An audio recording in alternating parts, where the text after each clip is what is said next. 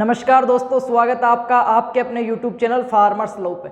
आज का जो अपना वीडियो है ना, वो एग्रीकल्चर स्टूडेंट के लिए बहुत ही ज़्यादा यूजफुल और इम्पोर्टेंट और इन्फॉर्मेशन वाला होने वाला है। ठीक है, तो आप पूरा देखिएगा। होता क्या, आप आज के वीडियो में अपन क्या डिस्कस करने वाले हैं, जो पशुपालन विज्ञान एनिमल हस्बेंड्री है ना, उसके सिलेबस के बारे में। एनिमल हस्बेंड्री अपन पढ़ते हैं। एक चीज एनिमल हस्बेंड्री का है ना, आपको जो हॉर्टिकल्चर, एग्रीकल्चर के 3 पार्ट है, हॉर्टिकल्चर, एग्रोनॉमी, एनिमल हस्बेंड्री। तो आपको जो 2 पार्ट्स हैं, एग्रोनॉमी और हॉर्टिकल्चर, उससे शॉर्ट जो सिलेबस है वो मिलेगा। ठीक है, एक तो शॉर्ट सिलेबस मिलेगा, और खास बात ये है कि इसका जो एग्जाम्स में है ना वेटेज है ना, जो क्वेश्चन का वेटेज है, मार्क्स वेटेज है, वो बराबर है। एनिमल हस्बेंड्री का हॉर्टिकल्चर प्लस एग्रोनॉमी, इनके बराबर वेटेज में क्वेश्चन आते हैं। तो आज के वीडियो अपन क्या, जो पशुपालन विज्ञान एनिमल हस्बेंड्री है ना, उसका जो सिलेबस है, हर एग्जाम के लिए सिलेबस सेम होता है। होता क्या है, मेनली जैसे आप 11th 12th jet ICR BHU या फिर UG PG AO सुपरवाइजर, किसी की भी एग्रीकल्चर कॉम्पिटिटिव एग्जाम की प्रिपरेशन कर रहे हो, होता क्या है मेनली सिलेबस के अंदर, इसी पशुपालन की नहीं और सब्जेक्ट की भी बात कर रहा हूँ मैं, जैसे अपना एग्रोनॉमी हो गया, हॉर्टिकल्चर हो गया, सिलेबस में होता क्या है, जो उसका थीम होता है, उसकी रूपरेखा जो होती है, स्ट्रेटजी होती है सिलेबस की, वो होता क्या है हर एग्जाम्स में। जैसे पशुपालन का सिलेबस है, ठीक है, सेम रहता है। जैसे आप 11th 12th का प्रिपरेशन कर रहे हो बोर्ड एग्जाम्स की, या फिर आप सुपरवाइजर की कर रहे हो या जेट की कर रहे हो, तो होता क्या है, अक्सर जो कुछ चैप्टर हैं, ऐसे कुछ टॉपिक्स हैं जो या तो ऐड कर दिए जाते हैं, जो सिलेबस दिया हुआ है उसका जो रूपरेखा मेन सिलेबस है उसमें या तो ऐड हो जाते हैं। ठीक है, कुछ टॉपिक्स है जो तो या तो ऐड हो जाएंगे या प्लस रिमूव हो जाएंगे। ठीक है, कुछ टॉपिक्स है जो हटा दिए जाते हैं, जैसे BHU में, ICR में, इनमें कुछ टॉपिक्स हैं जो ICR में नहीं है बट जेट में है, कुछ है जो जेट में नहीं है बट ICR में है। ठीक है, तो उसमें होता क्या है, मेनली कुछ टॉपिक्स को रिमूव कर दिया जाता है, कुछ को ऐड कर दिया जाता है, और जो मेन चीज फर्क पड़ता है वो पड़ता है उनके लेवल का। ठीक है, किस लेवल पे होता है, एग्जाम के हिसाब से उसकी क्वालिफिकेशन क्या मांग रहा है उस हिसाब से लेवल का होता है। बट क्या होता है, जो सिलेबस की जो थीम है, उसकी रूपरेखा स्ट्रेटजी वो सेम रहती है। अब आप 11th 12th की ले लो, या जेट ICR BHU सुपरवाइजर, या कोई भी XYZ agriculture competitive exam WO किसी की भी ले लो, उसमें आप एनिमल हस्बेंड्री पढ़ रहे हो, तो क्या पढ़ोगे एनिमल हस्बेंड्री में, मेनली क्या होता है, पशुओं के बारे में, गाय की नस्लें पढ़ोगे। गाय की नस्लें तो वही रहने वाली है, आप 11th 12th की बुक उठा के देख लो, या फिर WO की देख लो, या सुपरवाइजर की देख लो। होता क्या है, चेंजेस क्या होता है, कुछ नस्लें हैं ऐसी, ठीक है, जो या तो सुपरवाइजर के में आपको नहीं मिलेगी, WO के में मिल जाएगी। कुछ मैटर है जो आपको ऐड मिलेगा वहाँ पे, कुछ रिमूव मिलेगा। एक फर्क पड़ जाता है लेवल का, थोड़ा सा डीपली देख रहे हो, थोड़ा सा ऊपर का जो ओवरव्यू है वो देख रहे हो।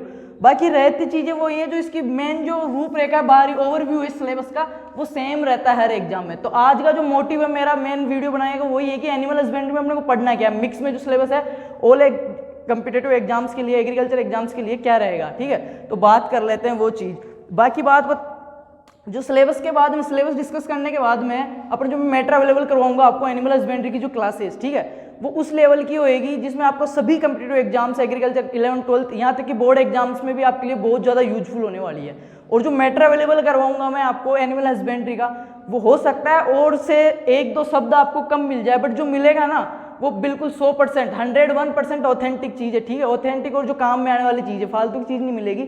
और वो सेल्फ नोट्स है मेरे, उसमें क्या है 4 से 5 तो जो ऑथेंटिक रेफरेंस बुक्स हैं उनका, प्लस उसमें क्या मेंशन किया है, 11th और जो 12th की NCERT बुक्स है, बोर्ड बुक्स हैं, उनसे जो मैटर लिया गया है। ठीक है, वो चीज़ें, प्लस जो जेट ICR BHU की लाइव क्लासेज होती है, जो रेगुलरली क्लास होती है अपने, वो क्लास, उस क्लास के नोट्स, BHU के नोट्स, उन सबको एक जगह मेंशन करके बहुत ही तरीके से, ठीक है, सिलेबस के अकॉर्डिंग टू 101 सिलेबस को फॉलो करते हुए, ठीक है, बिल्कुल लेवल से इजी लैंग्वेज में, जो आपको हमेशा पूछते हैं, पूछा गया है, वो चीज़ें इतने अच्छे तरीके से आपको अवेलेबल करवाऊंगा कि आपका एनिमल हस्बेंड्री में हो सकता है क्वेश्चन कभी गलत हो ही नहीं, बहुत ही इजी लैंग्वेज में। तो पहले बात कर लेते हैं एक बार सिलेबस का, जो इसका जो थीम है वो क्या रहता है, इसकी स्ट्रेटजी क्या रहती है एनिमल हस्बेंड्री की अपने, फिर वो मैटर के बाद में जब क्लासेस स्टार्ट होगी तब बात करेंगे। इससे ये क्लासेस सभी के लिए, जेट ICR BHU BSc के अंदर जो सिलेबस ऐड होगा उसी के लिए, सबके लिए यूजफुल होगी आपके लिए।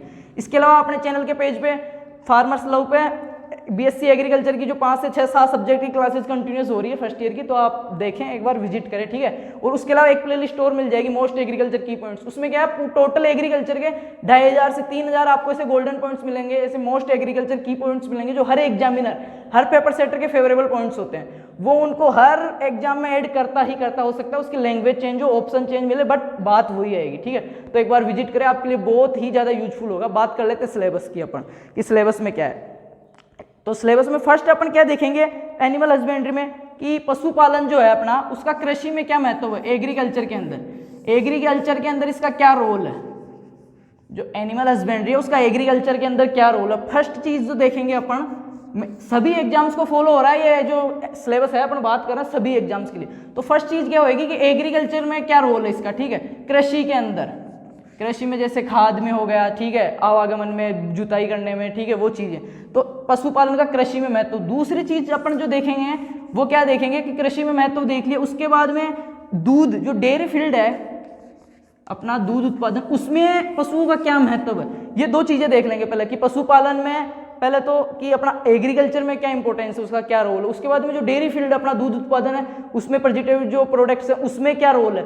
ये दो चीजें देखने के बाद में अपन देखेंगे जो पशुपालन है उसका प्रबंधन, उसको रहने के लिए क्या चाहिए, कौन सी क्या व्यवस्था करनी पड़ती है, मैनेजमेंट, ठीक है, प्रबंधन।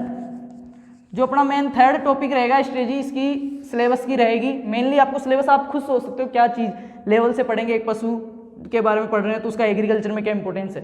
एग्रीकल्चर में जब उसका इंपॉर्टेंस होगा, क्योंकि किसान के पास ही रहेगा पशु तो ठीक है, तो उसका कृषि में भी यूज लेगा वो, तो कृषि के लिए खाद में हो गया, जुताई बुआई में क्या क्या इंपॉर्टेंस है उसका। उसके बाद में उससे वो दूसरा उसका मोटिव क्या रहेगा उस पशु को रखने का कि उससे प्रोडक्शन ले सके, तो वो प्रोडक्शन लेगा, दूध, दही, घी, खीस, वो हो गया डेयरी फील्ड में चला गया। तो ठीक है, डेयरी फील्ड में उसका क्या रोल है, दो चीज हो गई। फिर उसका मैनेजमेंट, तीसरी चीज हो गई।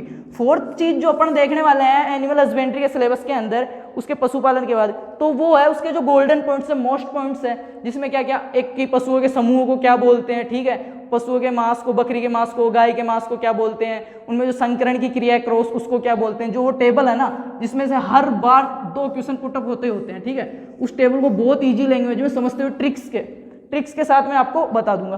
बात करते हैं 5वें नंबर पे। 5 ये चीजें अपने को पता हो गई एक पशु के बारे में, एग्रीकल्चर में रोल, डेयरी में रोल, उसका जो मेन जो चीजें हैं वो। 5वीं चीज क्या देखेंगे अपन उसके बाद में, वो चीज होने के बाद में कि एक पशु की उम्र कैसे ज्ञात करते हैं, एज, ठीक है, एज का पता, एज की जो विधियां हैं, सींगों द्वारा, दांतों द्वारा, ठीक है, छल्लों द्वारा, वो चीजें जो उसकी एज है मेनली वो चीज, ठीक है। अब एक पशु के बारे में इंपॉर्टेंस देख लिया, उसका प्रबंधन देख लिया, उसके मेन पॉइंट देख लिए, उसकी एज भी देख ली, कोई पशु ला रहे हैं उसकी एज भी देख ली कितनी है।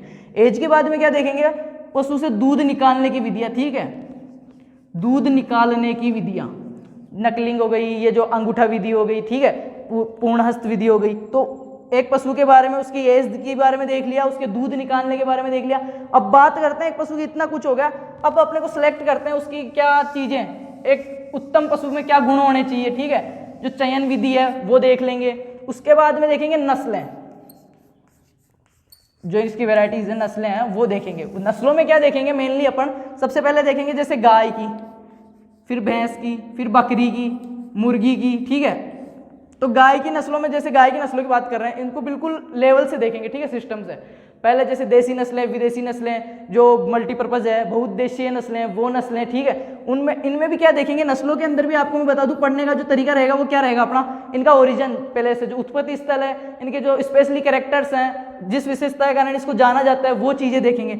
जैसे ही अपनी नस्लें कंप्लीट होती है गाय भैंसों की पूरी, उसके बाद में अपन देखेंगे जो गर्भाधान है, गर्भधारण की जो विधियां हैं, कृत्रिम गर्भधारण है हो गया, ठीक है, बंदेकरण की जो विधियां हैं, गर्भधारण की, बंदेकरण की, कास्ट्रेशन जो है वो विधियां, वो जो मेथड्स है उनके बारे में डिस्कस करेंगे, ठीक है। उनका डिस्कस होते ही दूध निकालने की विधि हो गई, एज हो गई, गर्भधारण हो गया, कास्ट्रेशन हो गया, नस्लों के बारे में डिस्कस हो गया कंप्लीटली। उसके बाद में अपन देखिए जो गाय और भैंसों के, जो पशुओं के जो रोग है, जो डिजीज है, इनमें कौन सा प्रोटोजोआ जनित है, कौन सा जीवाणु जनित है, कौन सा वायरस, बहुत ही ज्यादा इजी लैंग्वेज में और अच्छा मैटर आपको मैं अवेलेबल करवाऊंगा ट्रिक्स के साथ, ठीक है, बिल्कुल शॉर्ट, जो पूछा जाता है वही चीज पढ़ेंगे अपन।